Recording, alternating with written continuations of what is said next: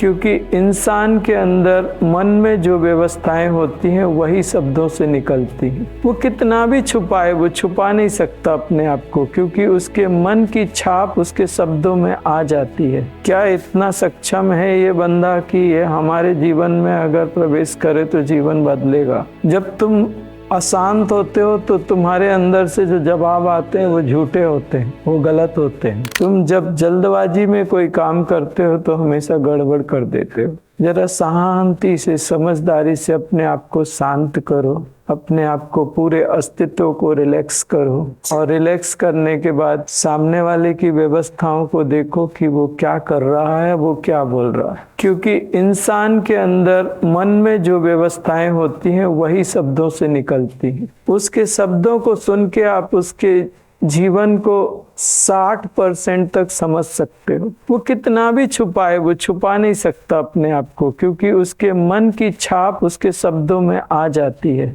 जरा मुझे सुनो तो, जरा मुझे समझो तो, जरा मुझे जानो तो, और फिर मुझे कसौटियों में कसो तो। उसके बाद अपने आप से पूछो कि क्या उचित है, क्या हम इनको स्वीकार कर सकते हैं, क्या इतना सक्षम है ये बंदा कि ये हमारे जीवन में अगर प्रवेश करे तो जीवन बदलेगा। अपने अंतरात्मा तक एक प्रश्न को जाने दो, क्या ये जो सामने बैठा हुआ व्यक्ति है ये सिर्फ एक व्यक्ति है कि एक भूचाल है, कि एक बवंडर है, कि एक परमात्मा से जुड़ी हुई व्यवस्थाएं हैं, या परमात्मा है, क्या है ये? शांत होके बिल्कुल। और अगर तुम्हें लगभग 100% जवाब मिले कि हाँ, उस शांति में अगर 100% का जवाब मिलता है हाँ, तो फिर वो सच है। जब तुम अशांत होते हो तो तुम्हारे अंदर से जो जवाब आते हैं वो झूठे होते हैं, वो गलत होते हैं। जब आप एकदम शांत होते हो, रिलैक्स होते हो और विचार करते हो, उस समय तुम्हारे अंदर से जो जवाब आते हैं वो लगभग परमात्मा को छू के आते हैं। मैं नहीं चाहता कि आप मुझ पे भी अंधे होके विश्वास करो, मुझे नहीं चाहिए वो सिस्टम।